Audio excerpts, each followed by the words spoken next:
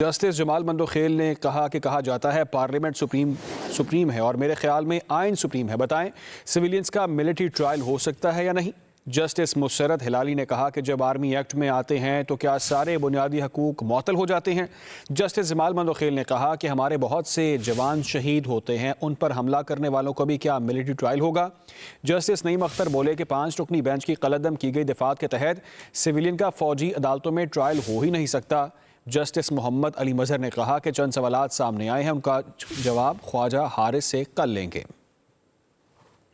Justice امین الدین کی سربراہی میں 7 رکنی آئینی بینچ نے فوجی عدالتوں میں سویلین کے ٹرائل سے متعلق کیس کی سماعت کی۔ وزارت دفاع کے وکیل خواجہ حارث نے سویلین کا ملٹری ٹرائل کالعدم قرار دینے والا فیصلہ پڑھا۔ کہا ایف پی علی کیس میں طے پا چکا تھا، سویلین کا بھی فوجی عدالت میں ٹرائل ہو سکتا ہے۔ ایف پی علی پر ریٹائرمنٹ کے بعد ٹرائل چلایا گیا تھا جب وہ سویلین تھے۔ اکثریتی فیصلے میں کہا گیا کہ جرم سرزد ہوتے وقت ریٹائر نہیں تھے، اس لیے ان کا کیس الگ ہے۔ جسٹس جمال منڈوخیل نے کہا 9 مئی والے ملزم تو فوج سے تعلق نہیں رکھتے۔ آج کل ایک اصطلاح ایکس سروس مین کی بھی ہے، وہ ایکس سروس مین بھی نہیں ہے، ہم صرف شہری کی اصطلاح استعمال کرتے ہیں۔ کہا سوال یہ ہے کہ سویلین کا فوجی عدالتوں میں ٹرائل کس حد تک ہو سکتا ہے؟ جسٹس مسرت ہلالی نے کہا سویلین کا ملٹری کورٹس میں ٹرائل اے پی ایس جیسے مجرموں کے خلاف ٹرائل کے لیے تھا۔ کیا تمام سویلین کے ساتھ وہی برتاؤ کیا جا سکتا ہے؟ پاکستان کا آئین معطل نہیں ہے۔ جسٹس محمد علی مظہر بولے انٹرنیشنل سطح پر کوئی مثال دکھا دیں جہاں سویلین کا ملٹری ٹرائل ہوا ہو۔ جسٹس منڈوخیل نے پوچھا ہمارے بہت سے جوان شہید ہوتے ہیں، ان شہداء کے مقدمات فوجی عدالتوں میں کیوں نہیں چلتے؟ کیا ان پر حملہ کرنے والوں کا بھی ملٹری ٹرائل ہوگا؟ خواجہ حارث نے کہا اس کیس میں واضح نہیں کہ مستقبل میں کن لوگوں کا ملٹری ٹرائل ہو سکتا ہے۔ آئینی بینچ نے کیس کی سماعت کل تک کے لیے جسٹس جمال منڈوخیل نے کہا جاتا ہے پارلیمنٹ سپریم ہے اور میرے خیال میں آئین سپریم ہے، بتائیں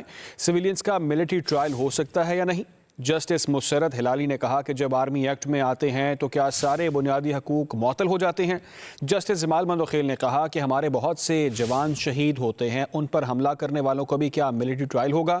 جسٹس نعیم اختر بولے کہ 5 رکنی بینچ کی قلمدم کی گئی دفعات کے تحت سویلین کا فوجی عدالتوں میں ٹرائل ہو ہی نہیں سکتا۔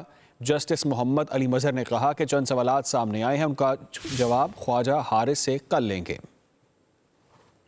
جسٹس امین الدین کی سربراہی میں 7 رکنی آئینی بینچ نے فوجی عدالتوں میں سویلین کے ٹرائل سے متعلق کیس کی سماعت کی۔ وزارت دفاع کے وکیل خواجہ حارث نے سویلین کا ملٹری ٹرائل کالعدم قرار دینے والا فیصلہ پڑھا۔ کہا ایف پی علی کیس میں طے پا چکا تھا، سویلین کا بھی فوجی عدالت میں ٹرائل ہو سکتا ہے۔ ایف پی علی پر ریٹائرمنٹ کے بعد ٹرائل چلایا گیا تھا جب وہ سویلین تھے۔ اکثریتی فیصلے میں کہا گیا کہ جرم سرزد ہوتے وقت ریٹائر نہیں تھے، اس لیے ان کا کیس الگ ہے۔ جسٹس جمال منڈوخیل نے کہا 9 مئی والے ملزم تو فوج سے تعلق نہیں رکھتے۔